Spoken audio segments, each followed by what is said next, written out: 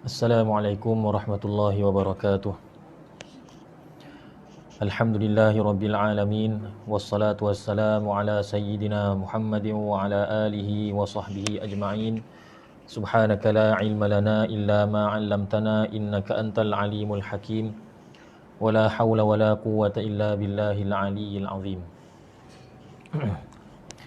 Alhamdulillah, kita syukur pada Allah Subhanahu wa taala pada pagi ini, pagi Jumaat, sama-sama dapat kita meneruskan kuliah kita tafsir Al-Quran surah Al-Kahfi, dan insya-Allah hari ini adalah sesi yang terakhir dalam kita membicarakan tentang surah Al-Kahfi, kerana kita telah masuk muka surat yang terakhir insya-Allah. Jadi hari ini insya-Allah kita akan mulakan dengan ayat yang ke-100. Seperti biasa saya akan bacakan terlebih dahulu ayat-ayat, beberapa ayat, dan kemudian kita lihat makna yang terkandung di sebalik ayat-ayat yang kita baca insya-Allah. A'udzu billahi minasy syaithanir rajim.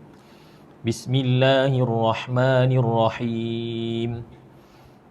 Wa tarakna ba'dahum yawma idzin yamuju fi ba'd wa nufikha fis suri fajama'nahum jam'a وعرضنا جهنم يومئذ للكافرين عرضا الذين كانت أعينهم في غطاء عن ذكري وكانوا لا يستطيعون سمعا أفحسب الذين كفروا أن يتخذوا عبادي من دوني أولياء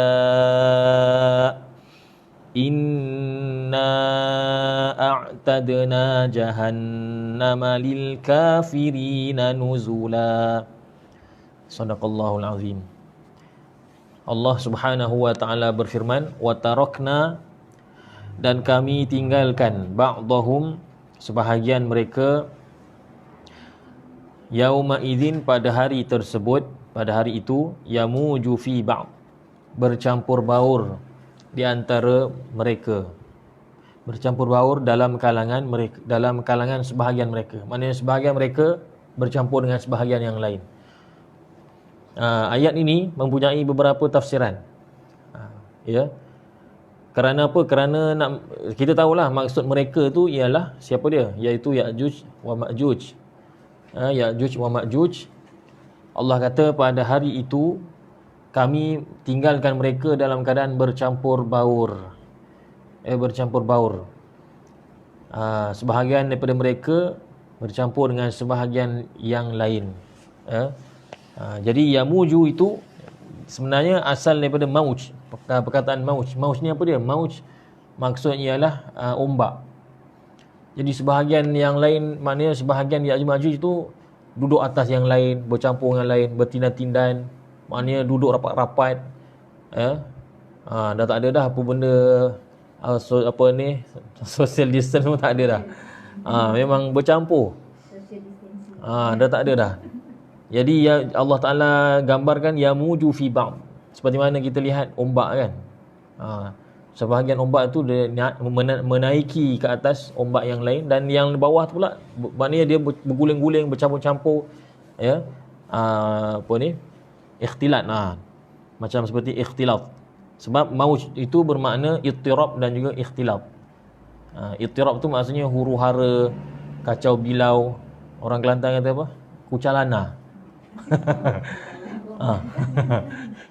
Tapi banyak orang Kelantan walaupun bukanlah orang Kelantan pun.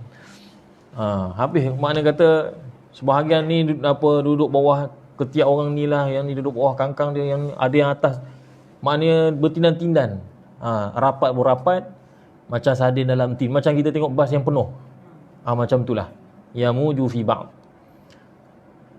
Jadi ulama berbeza pandangan dalam nak menafsirkan ayat ini.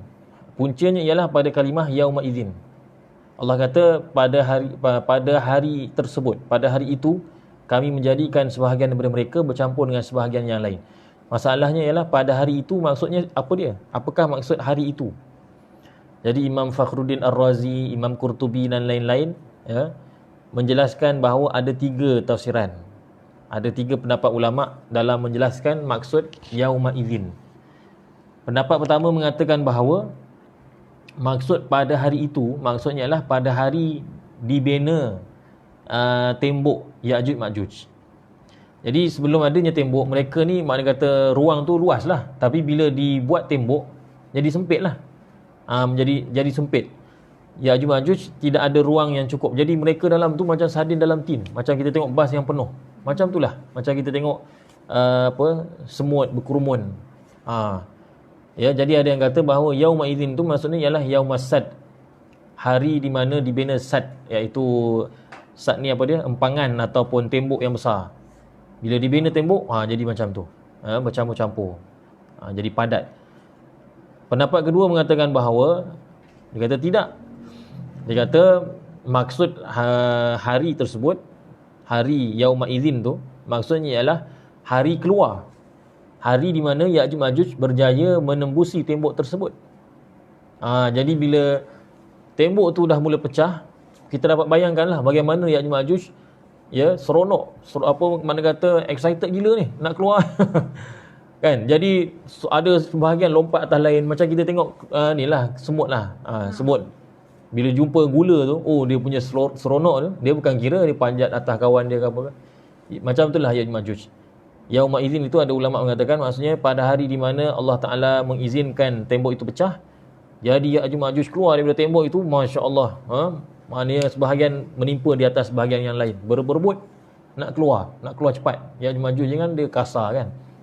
Mereka ni tak ada, mana kata tak ada kata nak tertib ke, keluar satu-satu ke, keluar apa ni, berdua-dua ke, ikut apa barisan ke, tak ada. Berkerumun semua ke pintu yang pecah tadi tu.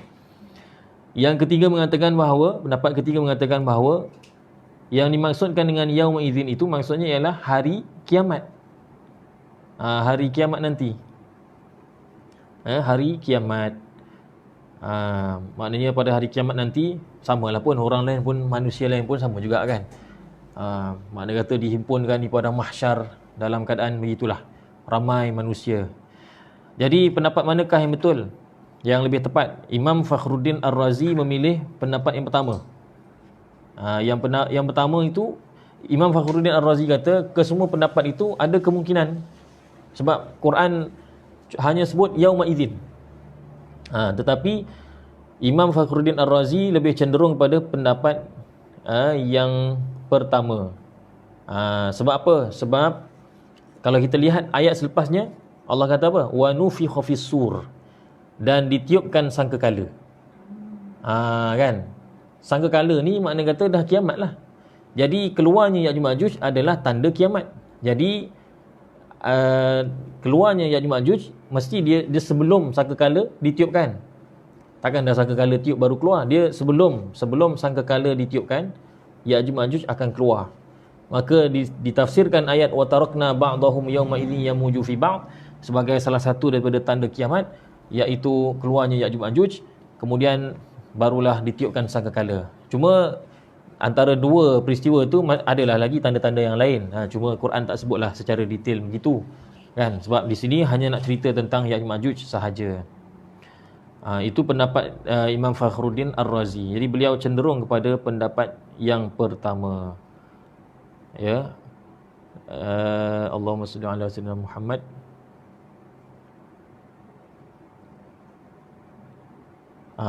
Manakala pendapat Imam Qurtubi lain pula. Imam Qurtubi dia kata yang zahirnya ialah pendapat yang mengatakan bahawa yauma idzin itu ialah hari siapnya tembok. Dia pilih pendapat yang Imam Qurtubi yang pilih pendapat pertama. Maaf, saya silap. Imam Qurtubi tadi pendapat kedua, ya. Tadi pendapat kedua.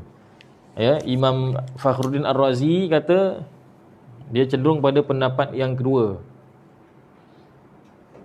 Sebab itu adalah tanda kiamat. Manakala Imam Qurtubi berpendapat bahawa yauma idzin itu ialah hari di mana siapnya tembok. Hari di mana siapnya tembok. Okey. Tapi tak apalah, seperti mana kata Imam Ar-Razi, mana-mana pun mana kata tepat juga. Mana kata mana-mana tafsiran pun adalah dia punya hujahnya dan sebagainya. Ada banyaklah dibincangkan, tapi saya nak ringkaskan saja. Saya hanya sebutkan pendapat sahaja tanpa menyebutkan hujah setiap di antara mereka. Baik, kemudian Allah Subhanahu Wa Taala berfirman, wa nufikha fis-sur, dan ditiupkan sangkakala. Ya. Jadi sur itu asal makna sur. Makna asal bagi sur itu ialah apa dia? Ialah trompet.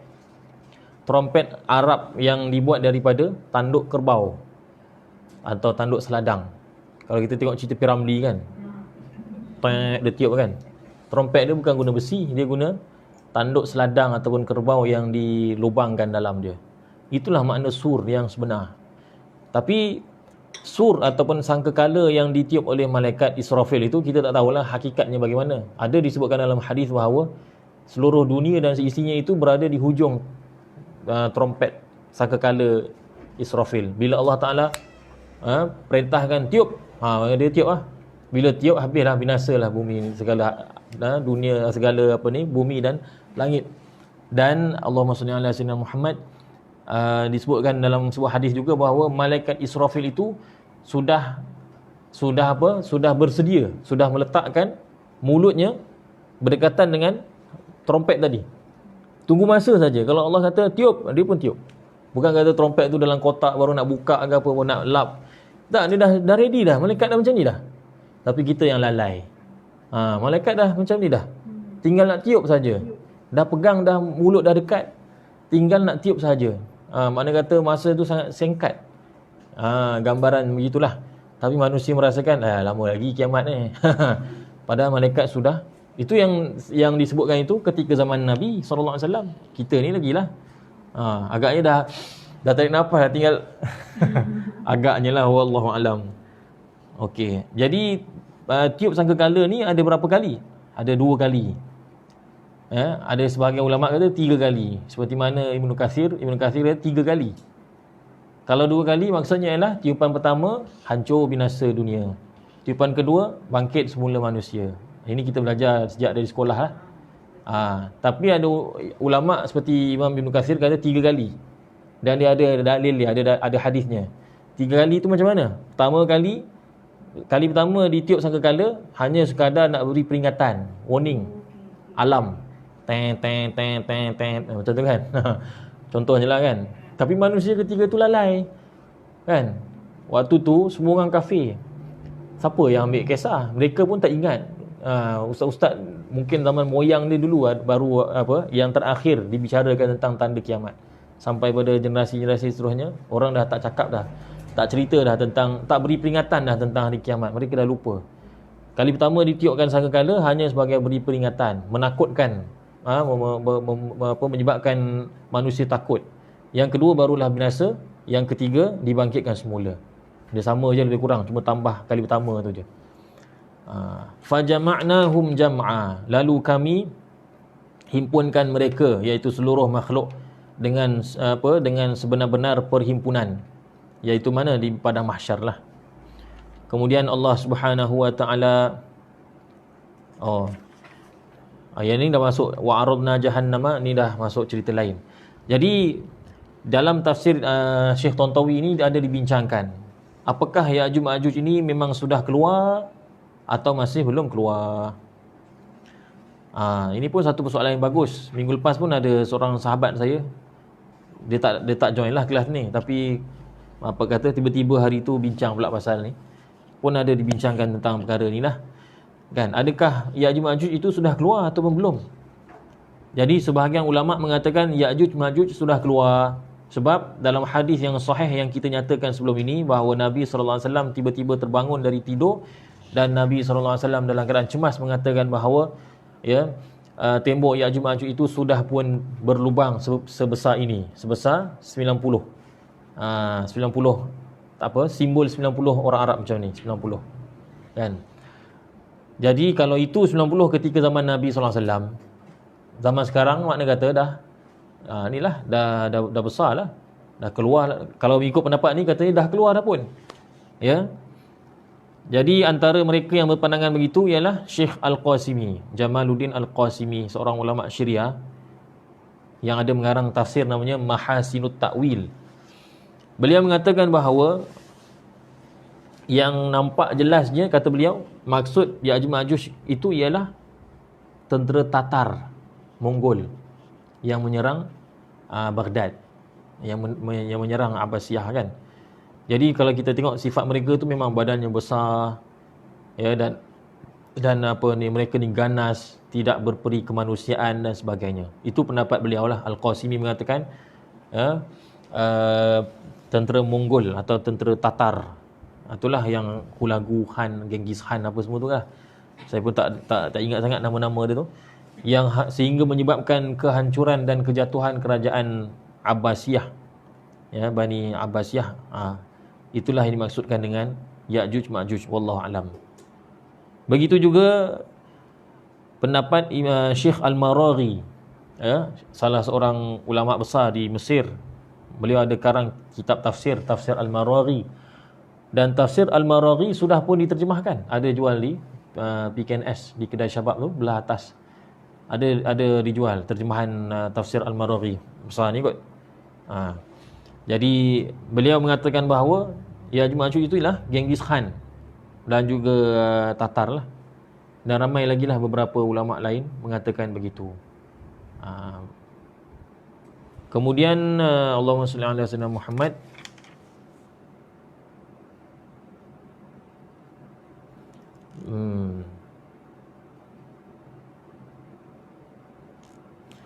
Tapi walau bagaimanapun, itulah, di pihak yang lain ada juga yang mengatakan bahawa belum keluar lagi. Sebab Ya'juj Ma'juj ni memang tanda hari kiamat. Ya, bermakna kalaulah Ya'juj Ma'juj ni keluar, memang dah dekat kiamat lah. Kita harap begitulah. Kan, kita harapkan Ya'juj Ma'juj itu belum keluar lagi. Kerana kalau dah keluar bermakna dah dekat dengan hari kiamat. Peristiwa Genghis Khan tu dah lama dah. Kan, nak kata dekat dengan hari kiamat, mana kata jauh lagi sebenarnya. Wallahu alam, apa pun kita buat persiapan lah. Itu yang penting. Yang penting ialah bila kita belajar macam ni, kita meyakini kiamat itu ada.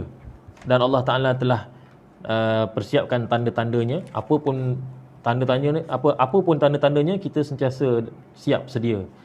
Kan? Sebab apa? Sebab kiamat tu ada dua, sama ada kiamat yang sebenar ataupun kiamat kecil, iaitu kematian kita. Kemudian firman Allah Subhanahu wa taala, wa aradna jahannama yawma idzil lil kafirin 'arda. Dan kami bentangkan, kami tunjukkan, kami perlihatkan neraka Jahannam pada hari tersebut, iaitu pada hari kiamat, pada hari akhirat, lil kafirin 'arda, kepada orang-orang kafir, dengan pendedahan, dengan pameran yang jelas. 'Arda, kami pamerkan dengan pameran yang jelas. Maknanya orang kafir akan melihat sungguh-sungguh depan mata mereka neraka yang selama ini mereka telah dikhabarkan, yang selama ini mereka mendustakannya, akhirnya ada depan mata mereka. Ya Allah. Ya. Sebelum ni kita telah sebutkan, ya, bahawa neraka itu akan diseret, akan ditarik oleh para malaikat, dibawa. Malaikat akan bawa neraka. Jadi neraka itu dia bukan tetap, dia boleh dipindah-pindahkan. Ini malaikat tarik. Dan ketika neraka melihat perkumpulan orang ramai di padang mahsyar, walaupun jauh lagi perjalanan, masih jauh lagi perjalanan nak sampai kepada manusia, tapi dalam keadaan kejauhan itu, neraka itu akan mengeluarkan suara atau bunyi kemarahan. Bagaimana bunyinya? Wallahu alam. Ketika itu semua manusia berada dalam ketakutan. Hanya dengar suara neraka sahaja pun sudah takut, menggigil lutut mereka. Dan akhirnya mereka akan terduduk. Mereka yang berdiri di padang mahsyar tu semuanya terduduk, walaupun jauh lagi nak sampai. Mereka dah terduduk kerana mendengar suara atau bunyi neraka itu. Hatta para malaikat pun akan berasa ketakutan, walhal malaikat tak ada dosa dan mereka tak akan masuk neraka. Mereka pun takut. Mereka akan kata, subhanaka ya rabbana ma abadna haqqa ibadatik. Maha suci Engkau wahai Tuhan, sesungguhnya kami belum beribadah kepada kamu dengan sebenar-benar ibadah. Itu malaikat kata macam tu. Manusia lagilah ya Allah hai. Kan lagilah saya sendirilah kan ibadat main-main. Malaikat pun bila dengar macam tu dia kata wahai Allah, kami ni belum ibadah dengan sebenar-benar lagi. Manusia lagilah tak tahulah apa dia kata. Alladzina kanat a'yunuhum fi ghita'in 'an dhikri wa kanu la yastati'una sam'a. Orang-orang kafir yang mana ketika di dunia mereka ni a'yunuhum fi ghita', mata-mata mereka berada pada penutup. Maknanya mata-mata mereka ni tertutup. Tak nampak kebenaran. Sebab itu mereka tak beriman dengan adanya hari kiamat, hari akhirat, apatah lagi dengan wujudnya neraka. Jadi mata mereka menutup untuk melihat zikri, peringatanku, kata Allah Ta'ala. Yang dimaksudkan dengan peringatanku di sini, kata Syekh Tontawi, maksudnya ialah apa dia? Maksudnya ialah Al-Quran. Maksudnya ialah Al-Quran. Jadi setelah Nabi SAW dan selepas Nabi SAW pun para sahabat, para pendakwah membentangkan Al-Quran pada orang-orang kafir, mereka menolaknya. Itulah yang Allah Ta'ala kata, di dunia dahulu mata mereka tertutup daripada melihat dan mengambil pengajaran daripada Al-Quran. Wa kanu la yastati'una sam'a. Dan mereka tidak dapat mendengar, iaitu mendengar peringatan-peringatan daripada Allah dan Rasulnya. Allahu Akbar.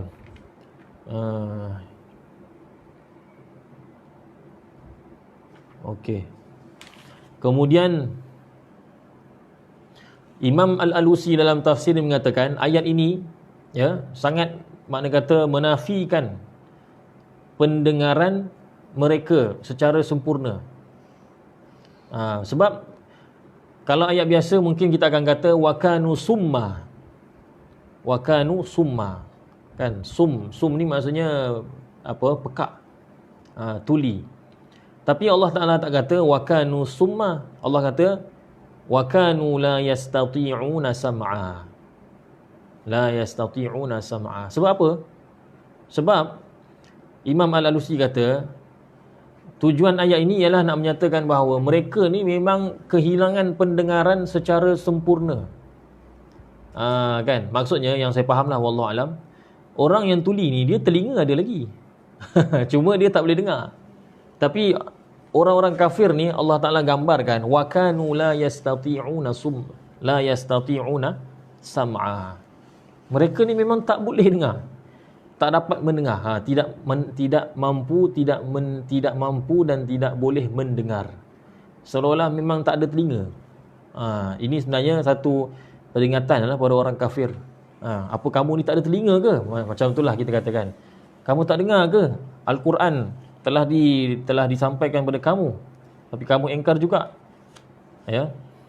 Kemudian Allah Subhanahu Wa Taala menjelaskan lagi sifat orang kafir yang mengingkar pada hari akhirat dan juga neraka itu sendiri. Afahasibal ladzina kafaru an yattakhidhu ibadi min duni awliya. Apakah orang-orang kafir, adakah orang-orang kafir itu menyangka bahawa mereka ayyattakhidhu ibadi, mereka mengambil hamba-hambaku, min duni, selain daripadaku, aulia, sebagai wali-wali, iaitu sebagai pembela mereka, sebagai penolong mereka, pembantu mereka. Mudah katanya, adakah orang-orang kafir itu menyangka mereka boleh mengambil selain daripada Allah, mengambil hamba-hamba Allah sebagai Tuhan yang lain selain daripada Allah. Jadi siapakah hamba-hamba Allah yang mana di dunia orang-orang kafir menjadikannya sebagai Tuhan sembahan selain daripada Allah? Iaitu kata Syekh Tontawi, 3. Pertama malaikat, yang kedua Nabi Isa, yang ketiga ialah Uzair. Mereka itu semua adalah ibadi. Allah kata ibadi. Mereka itu semua hamba-hambaku, tapi kamu menjadikannya sebagai aulia, sebagai pembela, penolong, pembantu, tempat kamu meminta hajat. Kamu menjadikan mereka itu sebagai Tuhan-Tuhan yang lain. Jadi itulah sembahan-sembahan lain yang sebenarnya mereka itu adalah hamba-hamba Allah. Malaikat hamba Allah, Nabi Isa hamba Allah, Uzair hamba Allah. Jadi malaikat siapa yang menyembah mereka? Siapa yang mempertuhankan mereka? Sebahagian orang-orang Arab musyrikin, sebagaimana kita telah sebutkan sebelum ni. Ada orang-orang musyrikin Arab, mereka menganggap malaikat itu adalah banatullah, anak-anak perempuan Allah. Yang kedua ialah Isa. Ini orang Nasrani yang menyembah. Orang Nasrani menganggap Nabi Isa itu sebagai Tuhan. Dan yang ketiga ialah Uzair. Orang-orang Yahudi menganggap bahawa Uzair itu ialah anak Allah. Jadi ketiga-tiga itu ialah ibadi. Allah kata, mereka hamba-hamba aku, malaikat hamba aku, Nabi Isa hamba aku, Uzair pun hamba aku. Tapi orang-orang kafir menjadikan mereka sebagai Tuhan. Inna a'tadna jahannama lil kafirina nuzula. Sesungguhnya kami telah mempersiapkan Jahannam sebagai tempat tinggal bagi orang-orang kafir. Wal'iyadzubillah. Jadi asal kalimah nuzul itu sebenarnya ialah hidangan yang diberikan kepada tetamu. Itu maksud nuzul. Jadi inna a'tadna jahannama lil kafirina nuzula, kalau ikut makna asalnya ialah kami menjadikan neraka itu sebagai tempat bertamu untuk orang-orang kafir. Di dunia dahulu mereka hidup senang-senang, bila di akhirat tak ada tempat. Masuklah kamu dalam neraka. Inilah tempat kamu bertamu, tempat kamu duduk. Kan? Sebab manusia ni semuanya kampungnya mana? Di syurga asalnya. Kan? Jadi orang yang beriman mereka akan kembali semula ke tempat tinggal. Tapi orang kafir tak layak masuk syurga. Jadi mereka diberikan seolah-olah macam bilik tetamu. Sebenarnya bukan tempat dia. Bukan tempat yang sepatutnya dia duduk. Sebab dia sepatutnya kembali balik ke rumah asalnya, iaitu syurga. Itu Quran bagi tahu, itu adalah nuzulah. Maknanya tempat yang sepatutnya bukan kita punya. Bukan manusia punya, sepatutnya syurga. Tapi sebab mereka kafir, Allah kata, masuklah kamu ke tempat bertamu, iaitu neraka Jahannam. Wal'iyadzubillah. Kemudian Allah Subhanahu wa taala berfirman lagi, Qul hal nunabbi'ukum bil akhsarina a'mala alladzina dhalla sa'yuhum fil hayatid dunya wa hum yahsabuna annahum yuhsinuna sun'a ulaika alladzina kafaru bi ayati rabbihim wa liqa'ihi fahabitat a'maluhum fala nuqimu lahum yawmal qiyamati wazna dzalika jazaa'uhum jahannamu bima kafaru wattakhadhu ayati wa rusuli huzwa. Qul, katakanlah, perintah pada siapa? Iaitu Nabi sallallahu alaihi wasallam. Katakanlah wahai Rasul yang mulia, Rasulullah sallallahu alaihi wasallam, hal nunabbi'ukum, adakah kamu mahu kami mengkhabarkan kepada kamu tentang al-akhsarin, orang-orang yang paling rugi. Orang-orang yang paling rugi dari segi amalannya. Masya-Allah. Jadi rugi ni dia kontekstual. Kalau sekiranya seorang peniaga kecil, dia kata apa? Dia kata rugi. Dia berbincang tentang rugi. Mungkin maksud rugi tu 100 pun dah dikira rugi bagi dia. Tapi kalau CEO syarikat ke apa ke, businessman yang besar-besar, RM100 tu dia tak cerita rugi. Dia tak apalah, kan. Bila mereka cakap tentang rugi, bila mereka sembang tentang rugi yang mereka maksudkan ialah juta. Juta tu barulah masuk dalam definisi rugi di sisi dia. Itu di antara miskin dengan kaya pun dah nampak dah. Maksud rugi itu berbeza. Ini kan pula Allah Ta'ala Rabbul Alamin yang memiliki segala-galanya. Jadi kalau Allah Ta'ala kata rugi, rugi yang dimaksudkan tu memang rugi sangat-sangat. Memang rugi yang teramat sangat. Jadi Allah Ta'ala kata, mahukah kami khabarkan orang yang paling rugi dari segi amalannya di hari akhirat nantilah maksudnya. Maka Allah Subhanahu Wa Ta'ala pun bagi tahu, siapa dia orang yang rugi, alladzina dhalla sa'yuhum fil hayatid dunya, mereka yang sesat usaha mereka. Maksudnya sesat di sini maksudnya sia-sia. Telah sesat usaha mereka. Segala apa yang mereka telah buat tu semua sia-sia. usaha mereka fil hayati dunia, dalam kehidupan dunia. Wa hum yahsabuna annahum yuhsinuna sun'a. Dalam masa yang sama mereka menyangka bahawa mereka telah pun memperelokkan amal perbuatan mereka. Mereka berusaha tapi usaha mereka tu sia-sia. Mereka buat usaha tapi usaha mereka itu semuanya batil. Ini kata Syekh Tantawi rahimahullah ta'ala, seperti apa dia? Orang musyrikin, orang Yahudi, orang Nasrani dan sebagainya. Mereka bersusah payah berkhidmat untuk patungnya, untuk berhalanya, untuk gerejanya, kan? Buat sungguh-sungguh lah apa semua, buat charity apa semua, macam-macam, kan? Tapi sebenarnya semua tu usaha yang dhallah, yang sesat, yang sia-sia. Dan Allah Ta'ala memang mengetahui apa yang ada di dalam hati mereka. Kalau kita tanya pada orang-orang yang sesat ini, pasti mereka kata kami dah buat baik. Samalah Quran pun sebut wahum yahsabuna annahum yuhsinuna sun'a. Dalam mereka sesat, dalam keadaan mereka menyangka bahawa mereka buat baik. Yuhsinuna sun'a, mereka memperelokkan kerja mereka. Kan macam tu. Mereka sangka mereka buat baik, tapi sebenarnya sia-sia sahaja urusan mereka itu semuanya. Maka apa yang jadi? Ya, Allah Ta'ala mengatakan bahawa ulaikal ladzina kafaru biayati rabbihim. Mereka itulah orang-orang yang kufur terhadap ayat-ayat Tuhan mereka.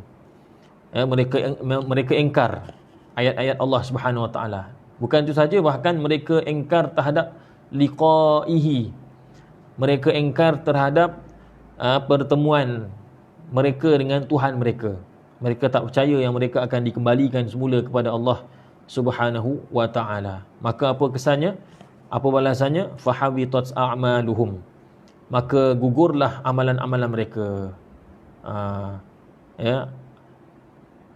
Gugurlah amalan-amalan mereka. Maknanya binasalah amalan-amalan mereka. Jadi habitat. Asal perkataannya adalah hubut. Hubut itu maksudnya adalah sakit pada perut binatang, yang mana disebabkan sakit itu dia binasa. Kembung perut lah orang kata kan. Saya teringat mak saya pernah cerita di kampung dahulu, kambing kalau makan daun pucuk ubi, malam dia berengek bek sepanjang malam sampai kita tak boleh tidur. Jadi nenek akan cakap, itu pagi tadi budak-budak bagi makan daun ubi tu. Sepanjang malam dia angin. Kita ingatkan manusia je perut berangin kalau makan daun pucuk. Rupanya kambing pun sama juga. Malam dia tak boleh tidur, dia akan bek. Disebabkan dia bek, kita pun tak boleh tidur.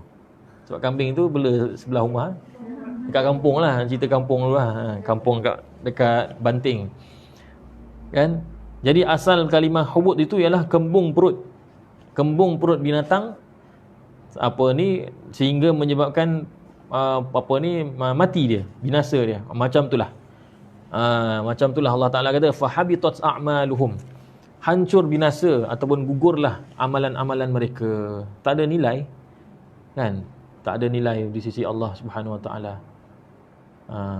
Sebab apa? Sebab iman itu paling utama. Orang kalau banyak buat dosa tapi dia mati dalam keadaan iman, maka dia akan masuk syurga. Walaupun dia diazab, mungkin diazab dan mungkin Allah ampunkan. Tapi dia mati dalam keadaan beriman. Kalau dia diazab dalam neraka pun, satu hari nanti dia akan dikeluarkan daripada neraka, masuk dalam syurga.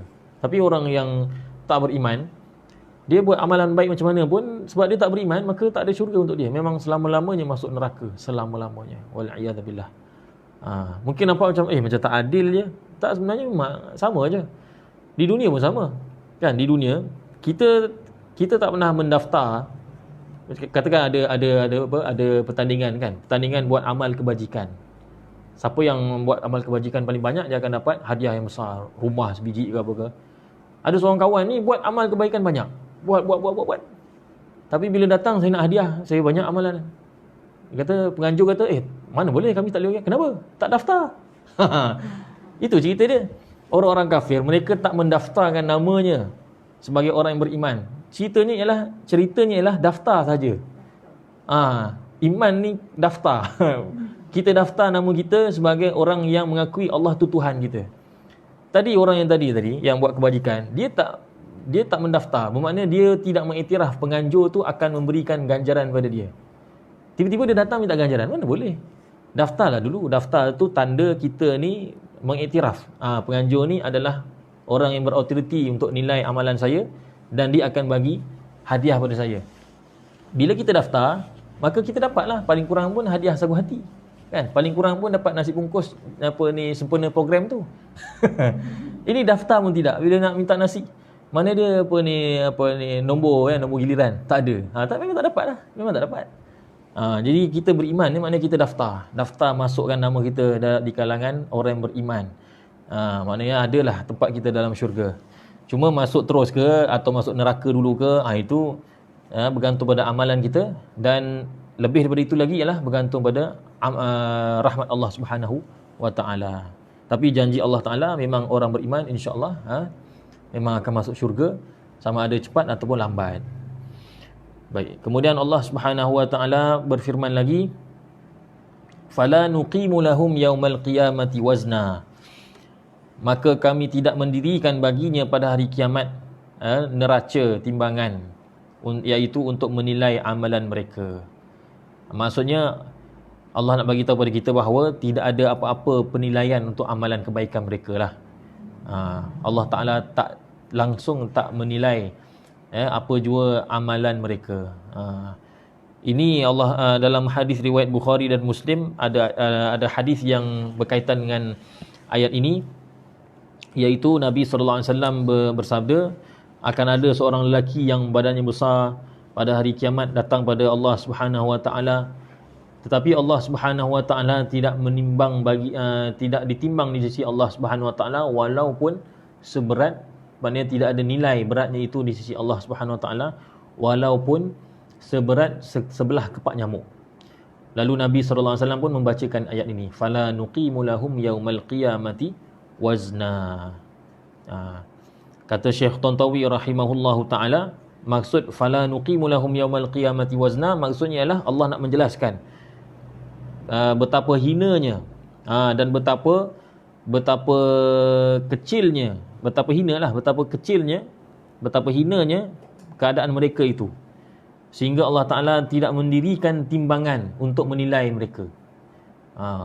Bukannya timbang dulu, amalan kamu ni banyak ni tapi aku tak terimalah. Tak, timbang pun tidak. Itu maksud dia, fala nuqimu lahum yaumal qiyamati wazna. Maknanya ketika itu Allah akan hina mereka. Allah akan hina mereka sehingga timbang amalan pun tidak. Kan? Macam contoh apa kalau di dunia ni? Macam contoh ialah kita dah buat assignment bagi pada pensyarah baca pun tak nak.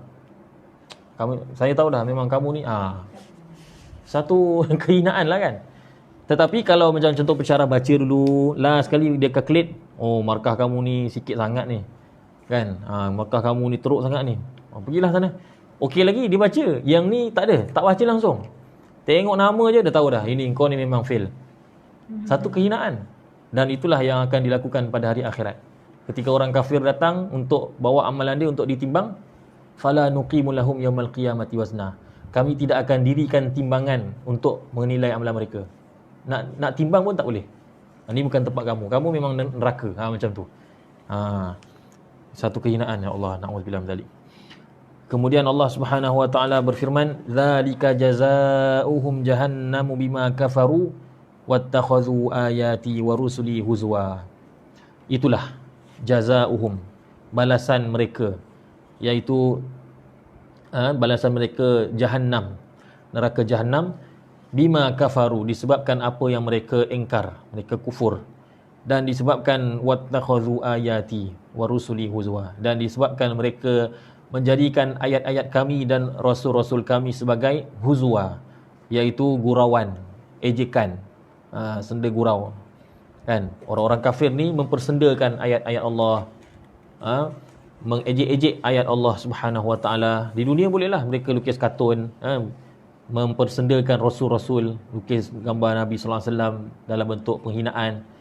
Tapi nanti di akhirat mereka akan masuk neraka jahannam kerana Mereka wattakhadhu ayati wa rusuli huzwa. Mereka menjadikan ayat-ayat Allah dan juga rasul-rasul Allah sebagai huzwa, sebagai ejek-ejekan. Sebab tu kita orang Islam pun kalau kita nak bergurau ni, jangan, kalau boleh tak payahlah kita libatkan perkara agama, perkara Islam. Cari contoh lain lah kan, tak payah kita bergurau berkenaan dengan Islam. Apatah lagi berkaitan dengan Allah dan Rasul. Jangan kita ya. Allahumma salli ala sayyidina Muhammad. Dalam kitab Ghayatul Muna, saya teringat disebutkan di situ ya, berkenaan dengan murtad. Dia kata kalau seorang tu mengatakan saya tak nak buat perkara ini walaupun ianya sunnah, nampak macam biasa je, tapi jatuh murtad. Saya tak nak buat ni walaupun saya tahu dia sunnah, saya tak nak buat.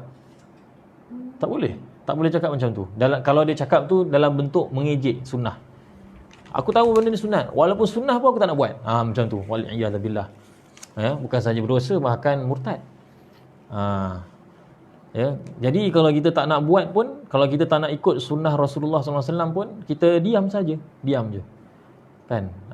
Macam yalah, setiap orang iman berbeza-beza. Ada orang yang boleh banyak amal sunnah, ada yang kurang. Mana-mana sunnah yang kita tak dapat amal, mulut kita jangan terlalu ni sangat. Kan? Kita diam saja. Dan kalau lagi baik kita mengakui, ini kelemahan saya. Doalah pada Allah supaya mudah-mudahan saya diberi taufik untuk beramal dengan perkara ni. Ada orang yang tak pakai tudung dan sebagainya, bila kita dakwah dia apa semua, dia mengaku. Dia kata saya tahu tudung ni wajib, tapi buat masa ni saya belum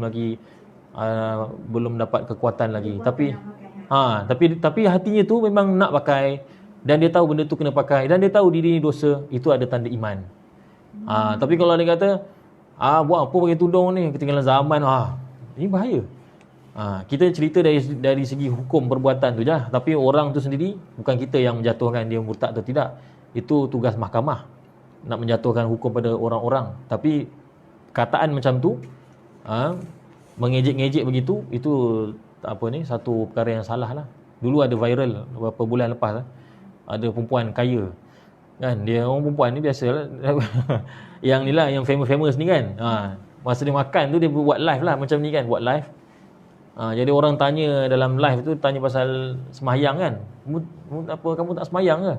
Dia kata apa semayang ni, kamu seorang je semayang sama sekarang ni kan, boleh kaya ke kalau semayang? Dia kata macam tu. Boleh. Perkataan tu, kalau dia tak semayang kemudian dia diam saja, dia tak jatuh murtad, dia dikira fasik lah. Tapi kalau kata buat apa semayang-semayang ni, boleh kaya ke semayang? Saya selama ni saya kaya, tak ada semayang, elok je kaya. Dia kata macam tu. Jadi perkataan-perkataan tu, itulah boleh menjatuhkan seorang itu, mengeluarkan seorang itu daripada daerah Islam. Sebab itu Allah Ta'ala kata sifat orang kafir ni ialah mereka menjadikan ayat-ayat Allah dan Rasulnya sebagai huzwa, bahan-bahan ejekan. Maknanya mereka mengejek-ngejek Allah, Rasul, dan juga ayat-ayat Allah. Begitu juga dengan syiar-syiar Islam kan, seperti contohnya haji, amalan haji kan. Buat apa pergi haji ni? Menyusahkan diri, panas semua. Bahaya cakap macam tu. Tak boleh tak boleh. Jadi kena hati-hati kita. Dia ada beza antara tak buat dan menghina. Kalau tak buat, sekadar tak buat, itu belum kafir. Tapi kalau menghina, mengejek, itu yang bahaya tu. Okey. Baik, kemudian seperti mana kebiasaan ayat-ayat yang lain, bila Allah Ta'ala cerita tentang orang kafir, tentang neraka dan sebagainya, pasti Allah Ta'ala akan menceritakan tentang sebaliknya, iaitu orang beriman dan balasannya syurga. Bagi menyeimbangkan. Quran ni dia bukan hanya memberikan peringatan kan, sebagaimana awal surah Al-Kahfi telah dijelaskan, liyunzira iwaja qayyiman liyunzira ba'san syadidan min ladunhu wa yubashshiral mu'minin alladzina qalu ittakhadha, yang ada satu ayat tu yang menunjukkan bahawa Quran itu turun untuk beri peringatan, wa yubashshiral mu'minin, dan juga memberikan khabar gembira. Jadi begitulah juga, setelah Allah Ta'ala cerita tentang neraka, balasan orang kafir, mungkin menimbulkan ketakutan. Jadi Allah Ta'ala ceritakan pula tentang akibat yang baik, balasan yang baik untuk orang beriman dan beramal soleh, supaya manusia ni kembali semula pengharapannya pada Allah. Masih ada harapan, masih ada jalan untuk kita selamat di akhirat. Jadi Allah Ta'ala berfirman, Innal ladhina amanu wa amilus salihati kanat lahum jannatul firdausi nuzula khalidina fiha la yabghuna anha hiwala Qul law kana al-bahru midadan li kalimati rabbi lanafidal bahru qabla an tanfada kalimatu rabbi walau ji'na bimithlihi madada Qul innama ana basyarum mithlukum yuha ilayya annama ilahukum ilahun wahid Faman kana yarju liqa'a rabbih falyamal 'amalan salihan wa la yusyrik bi'ibadati rabbih ahada. Baik, ayat 107 sehingga akhir ni petua orang-orang tua dulu kalau kita ni nak bangun kan, bangun tidur pada waktu tertentu, kita baca ayat ni. Kemudian kita kita niatkan pukul berapa kita nak bangun, kemudian kita tepuk tepuk bantal tu ikut pukul berapa. Tapi jangan tanya saya kalau 4.30 macam mana ustaz? Pandai-pandailah buat setengah tu macam mana. Setengah macam mana? Tak tahu, wallahu alam. Ini petua sajalah. Kan? Petua saja. Sebenarnya boleh ke kita ambil apa-apa amalan ni memang tak ada hadis lah, kan? Ayat, tapi guna ayat Quran untuk suatu fadilat yang tak ada dalilnya. Dia tengoklah. Kalau sekiranya bercanggah dengan prinsip Islam, tak boleh lah. Tapi kalau sekadar bangun tidur untuk tahajud ke, untuk study, apa masalahnya? Tak ada masalah. Kan? Tidak ada apa-apa masalah pun pada amalan tu. Maknanya baca, kemudian niat dalam hati, kemudian tepuk. Tak ada apa. Baca Quran dapat pahala. Niat memang kita disuruh untuk niat bangun tahajud, dapat pahala. Tepuk kita memang selalu tepuk pun. Tak nak tahu apa, tak nak bangun tahajud pun memang kita duk tepuk bantal tu bagi rata ke, bagi seimbang ke. Memang biasa kita buat kan. Jadi tak ada masalah. Dia tak ada masalah apa-apa. Tak ada perkataan, perbuatan dan i'tiqad yang salah. Kalau macam tu, amalan macam tu tak ada masalah. Ya, nak kata sunnah tu tak adalah, tapi makna kata boleh buat. Dan saya biasa buat, memang kalau kita buat dengan keyakinan, insya-Allah Allah Taala kejutkan kita, memang akan bangun. Kadang-kadang ada kuliah subuh mana di Seremban. Nak kena bangun awal tu. Kuliah subuh di Seremban, kuliah duha contohnya di Melaka. Pernah sekali saya pukul 8 dah kena ada di Melaka. Macam mana nak buat? Ada sekali tu pukul 8 kena ada di Tampin. Atau sekali tu di Port Dickson. Pukul 8 dah kena ada sana. Jadi kena buat persiapan awal. Jadi inilah memang guna ni lah, kan, di samping jam loceng apa semua, alam handset dan sebagainya. Jadi Allah Subhanahu Wa Taala berfirman, sesungguhnya, bila kata inna, sesungguhnya, maknanya ada di sini ada penekanan, penegasan. Bermakna apa yang nak disampaikan ini bukannya main-main, bukannya tipu, bukannya gurau, bukannya olok-olok, tak, ni betul-betul. Ya. Sesungguhnya orang-orang yang beriman dan beramal soleh, beramal dengan amalan-amalan yang soleh itu, bagi mereka ialah syurga Firdaus, ya, sebagai nuzula, sebagai tempat mereka, sebagai tempat bertamu mereka. Khalidina fiha, mereka kekal di dalamnya, la yabghuna anha hiwala, dan mereka tidak ingin berpindah daripadanya. Keinginan ahli syurga itu, bila dah masuk syurga, ya, dia akan berkeinginan bahawa kalau boleh memang tak nak langsung pindah, dan memang tak akan pindah pun, kan. Orang beriman, orang yang dah masuk syurga memang tak akan dikeluarkan masuk neraka. Tapi orang yang masuk neraka, ada kemungkinan kalau dia beriman, dia akan dimasukkan semula dalam syurga. Tapi yang dah masuk syurga memang tak akan keluar. Memang tak akan keluar. Jadi di sini ada disebutkan tentang Al-Firdaus. Al-Firdaus. Ya, jadi Firdaus itu adalah syurga yang paling baik, paling terbaik sekali. Para ulama membincangkan asal usul makna Firdaus. Asal usul makna Firdaus. Imam Al-Alusi menukilkan daripada Imam Mujahid. Imam Mujahid mengatakan bahawa Firdaus itu asal usulnya, maksudnya ialah satu taman. Firdaus itu taman dalam bahasa Rom. Bahasa Rom, tak tahulah Rom mana satu, wallahualam. Rom ni kalau zaman dulu maksudnya Eropah lah.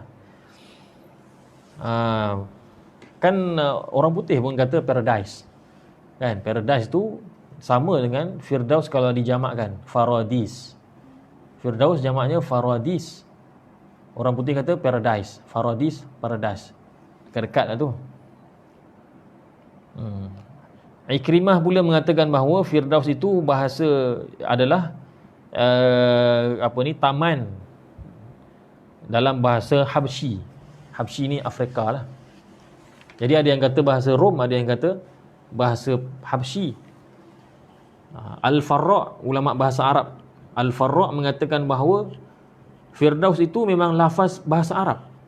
Memang asalnya memang perkataan bahasa Arab. Dan maksudnya ialah kebun ataupun taman yang di dalamnya ada anggur. Itu asal usul makna Firdaus. Al-Mubarrad ni ialah salah seorang ulama bahasa Arab juga. Firdaus itu asal usul maknanya dalam bahasa Arab ialah pokok-pokok yang mengelilingi satu tempat, dan kebanyakannya adalah anggur. Macam maknanya satu taman yang dikelilingi oleh pokok-pokok, di antaranya ataupun yang banyaknya ialah pokok anggur. Kan anggur ni dia ni kan melilit-lilit apa nama. Jadi kita masuk tempat tu, macam tu. Ini pernah saya masuk satu tempat tu, dia macam tu juga. Tapi dia bukan anggur, dia pokok apa entah. Macam pokok sayur-sayur macam tu lah. Jadi kita kiri kanan semua pokok. Dia apa? Pokok tu ini kan melilit kayu-kayu semua kan. Itulah makna asal usul Firdaus. Jadi ada yang kata asalnya bahasa Arab, ada yang kata asalnya bahasa Rom, ada yang kata asalnya bahasa Habsyah. Tapi walau bagaimanapun maksud kata Firdaus itu ialah kebun ataupun taman yang indah. Dalam hadis riwayat Bukhari dan Muslim daripada Abu Hurairah radhiyallahu anhu, Rasulullah sallallahu alaihi wasallam bersabda, "Idza sa'altumullaha ta'ala fas'aluhul firdaus, fa innahu wasatul jannah wa 'alal jannah wa fawqahu 'arsyur rahman wa minhu tufajjaru anharul jannah." Kata Nabi sallallahu alaihi wasallam, apabila kamu meminta kepada Allah, maka hendaklah minta kepadanya syurga Firdaus. Minta syurga Firdaus. Kerana sesungguhnya itu adalah syurga yang terbaik dan syurga yang paling tinggi. Di atas syurga itu ialah arasy Allah Ta'ala. Maknanya paling tinggi dah tu. Di atas tu tak ada lagi syurga yang lain. Yang ada ialah arasy Allah Ta'ala. Dan daripada syurga Firdaus itulah terpancarnya syurga sungai-sungai syurga. Sungai-sungai di syurga. Jadi sungai syurga tu dia punya asalnya ialah daripada Firdaus. Dan dia mengalir pergi ke bawah dan masuk ke syurga-syurga yang bawah. Jadi oleh kerana Firdaus paling tinggi, dia akan dapat air yang paling baik lah. Dia akan dapat air yang paling terbaik sebab dia first hand orang kata kan. Tapi yang belakang bawah-bawah tu pun masih lagi bagus. Kan kalau dah namanya syurga, mana ada benda yang kotor, semua elok-elok semua. Tapi nak kata bahawa syurga Firdaus itulah yang paling terbaik.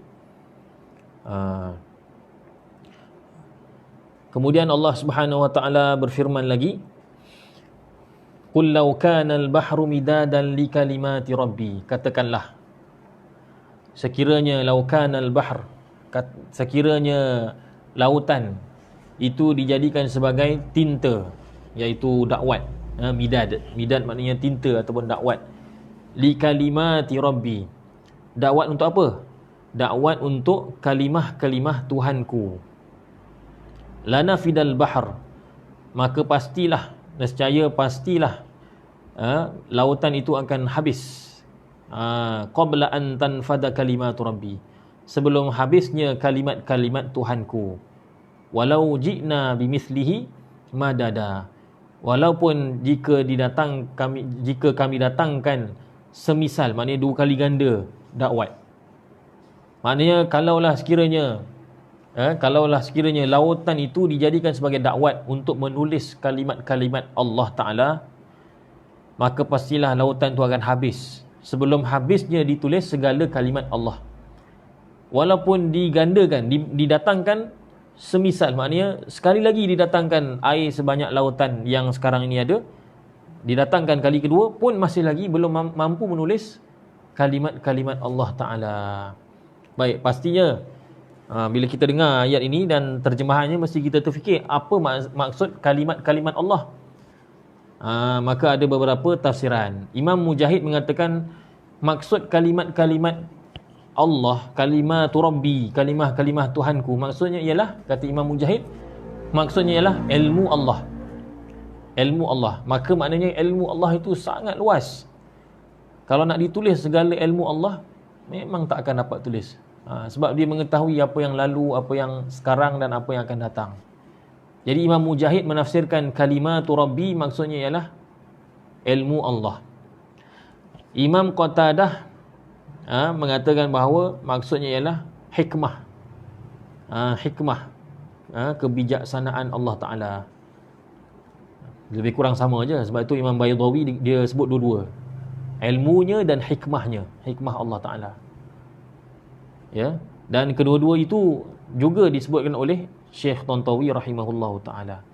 Jadi nak kata betapa luasnya ilmu Allah Subhanahu wa ta'ala, ya, begitu. Sebab itulah Anas Ar-Rabi' bin Anas mengatakan bahawa sesungguhnya perumpamaan ilmu manusia, seluruh ilmu manusia nak dibandingkan dengan ilmu Allah, ialah seperti perumpamaan di antara setitik air dengan lautan yang luas. Lalu beliau pun membacakan ayat qul law kana al-bahru midadan li kalimati rabbi sehingga akhir. Jadi nak kata betapa luasnya ilmu Allah. Qul innama ana basyarum mithlukum yuha. Katakanlah wahai Muhammad sallallahu alaihi wasallam, hanya saja aku ini adalah manusia, bashar. Manusia mithlukum, seperti kamu juga. Yuha ilayya, aku diwahyukan, diberikan wahyu kepadaku. Annama ilahukum ilahu wahid, hanya saja Tuhan kamu ialah Tuhan yang satu, iaitu siapa dia? Allah Subhanahu wa ta'ala. Jadi ada setengah orang dia guna ayat ni untuk mengatakan bahawa Nabi SAW tu macam manusia biasa. Dia kata qul innama ana basyarum mithlukum. Sebenarnya tidak, sebab selepas tu kan ada sebut yuha ilayya. Sebelah tu je dia punya jawapan dia. Mereka kata, oh Nabi SAW pun manusia biasa. Memanglah manusia biasa, tapi sebelah tu Allah Ta'ala bagi tahu yuha ilayya. Nabi SAW diberikan wahyu.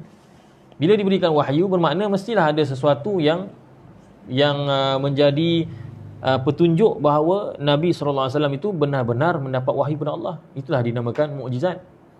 Jadi Nabi SAW memang manusia biasa, tetapi tak menafikan bahawa baginda SAW mempunyai mukjizat dan kelebihan-kelebihan tertentu. Kalau tidak, macam mana manusia boleh tahu itu adalah Nabi? Mukjizat itu peranannya sangat penting. Sebab tu kata ulama, sebenarnya segala iman itu semua kuncinya ialah percaya pada mukjizat. Kalau orang tu percaya pada mukjizat, dia akan percaya yang itu adalah Nabi. Kalau orang tu percaya itu adalah Nabi, maka semua ajaran Nabi SAW dia akan terima. Kuncinya ialah pada mukjizat. Percaya mukjizat atau tidak. Kan? Sebab orang-orang ramailah pemikir-pemikir moden ni kan, mereka tak percaya mukjizat ni. Kan? Sebab apa? Sebab dia kata tak masuk akal dan sebagainya. Ni tak betul lah. Ya, jadi Nabi SAW itu diberikan wahyu.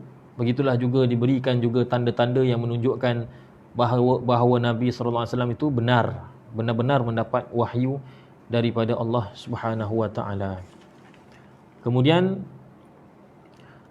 faman kana yarju liqa'a rabbih falyamal 'amalan salihan. Maka sesiapa yang berharap untuk berjumpa dengan Tuhannya, maknanya kembali kepada Allah Subhanahu wa ta'ala dalam keadaan baik, falyamal 'amalan salihan, maka hendaklah dia beramal dengan amalan yang soleh.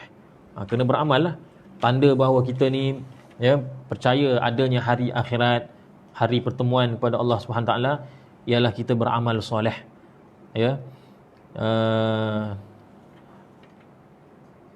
Kemudian Allah Ta'ala kata, bukan sahaja beramal soleh, wala yusyrik bi'ibadati rabbih ahada, dan dia hendaklah tidak mensyirikkan dengan ibadah Tuhan, dengan ibadah Tuhannya itu sesuatu pun. Ataupun kalau terjemahan mudahnya ialah dan janganlah dia mempersekutukan sesiapa pun dalam ibadahnya kepada Tuhannya. Maknanya dalam melakukan ibadah itu jangan kita melakukan syirik. Hanya kita menyembah Allah Subhanahu wa taala. Jadi di sini ada dua pandangan ulama. Syirik yang dimaksudkan dengan ayat ini adakah syirik besar ataupun syirik kecil? Kan? Kalau ikut Syekh Tantawi kata yang lebih zahirnya ialah syirik besar. Maksudnya bukan syirik besar, dua-dua sekali. Dua-dua sekali. Syekh Tantawi biasa dia ambil umum. Dua-dua sekali. Maksudnya dalam kita menyembah Allah, jangan kita menyembah yang lain. Kan? Sebab orang-orang musyrikin Quraisy dahulu, mereka menyatakan mereka sembah Allah, tapi dalam masa yang sama mereka juga berniat sembah patung. Hati mereka masih juga merasakan patung itu memberi manfaat mudarat. Itu tak boleh. Itu syirik besar. Manakala syirik yang kecil pun tak boleh. Ya, syirik yang kecil dalam ibadah pun tak boleh. Apa dia? Riya. Ya, riya, ujub, takabur dan sebagainya lah. Sum'ah. Buat amalan, dia menyembah Allah, memang dia tak buat syirik besar, tak sembah yang lain, tetapi dalam dia menyembah Allah tu ada riak contohnya. Itu namanya mencampurkan ibadah kepada Allah dengan syirik, dan itu yang dilarang dalam ayat ini. Ya, mencampurkan sesuatu syirik kecil dalam ibadah kepada Allah. Sebab itulah dalam hadis riwayat Al-Hakim dan beliau mensahihkan bahawa kata Syaddad bin Aus radhiyallahu anhu, kunna na'uddur riya'a ala ahdi Rasulillah sallallahu alaihi wasallam asyirkal asghar. Kami dahulu pada zaman Nabi sallallahu alaihi wasallam kami menganggap riya itu adalah syirik yang kecil. Syirik kecil ni bukannya riya itu adalah syirik kecil, itu bukanlah ulama tasawuf yang memasukkannya, tak. Sahabat Nabi sallallahu alaihi wasallam memang menganggap itu adalah syirik kecil. Dalam hadis yang lain kata Nabi sallallahu alaihi wasallam, man shalla yura'i faqad asyrak wa man shama yura'i faqad asyrak. Allahu akbar. Wa man tasaddaqa yura'i faqad asyrak. Sesiapa yang solat dia riak, maka sesungguhnya dia telah syirik. Siapa yang puasa dia riak, maka sesungguhnya dia telah syirik. Dan sesiapa yang bersedekah dia riak, dalam keadaan riak, dia juga telah mensyirik. Mensyirikkan Allah, maknanya syirik kecil. Wal'iyadzubillah. Jadi sama-sama kita pelihara ibadah kita pada Allah daripada syirik besar dan juga syirik kecil. Kerana Allah kata, kalau kamu nak berjumpa dengan Allah, balik bertemu dengan Allah dalam keadaan Allah redha, dalam keadaan yang baik, maka caranya ialah falyamal amalan salihah. Hendaklah dia beramal amalan soleh dan jangan mensyirikkan Allah dengan sesuatu pun di dalam ibadah. Maknanya kata biarlah ibadah kita tu sempurna. Wallahu alam. Jadi alhamdulillah selesai kita tafsir surah Al-Kahfi. Ya, mudah-mudahan apa yang kita bincangkan dalam perjalanan yang sangat panjang ini, kira-kira setengah juzuk surah Al-Kahfi, maknanya kata banyaklah pengajaran dari segi hukum hakamnya, dari segi kisah sirahnya, sirah para anbiya, dari segi tasawufnya, dari segi akidahnya, macam-macam. Surah Al-Kahfi ni saya suka. Ya, dan dari segi tanda kiamatnya, Zulkarnain, Ya'juj Ma'juj, banyak, masya-Allah. Jadi mudah-mudahan semua itu menjadi bekalan untuk kita, ya, dalam kita menelusuri kehidupan kita. Ya, mudah-mudahan dapat kita amalkan segala pengajaran yang telah kita bincangkan dan kita sampaikan pada orang lain, insya-Allah. Dan buat masa ni saya belum berfikir lagi surah apa kita nak masuk. Nantilah insya-Allah saya bincang dengan Ustaz Fahmi ke. Jadi mungkin jemaah boleh bagi cadanganlah pada Ustaz Fahmi. Nanti kami bincang dengan Ustaz Fahmi macam mana. Wallahu a'lam. Subhanallah bihamdihi subhanallah.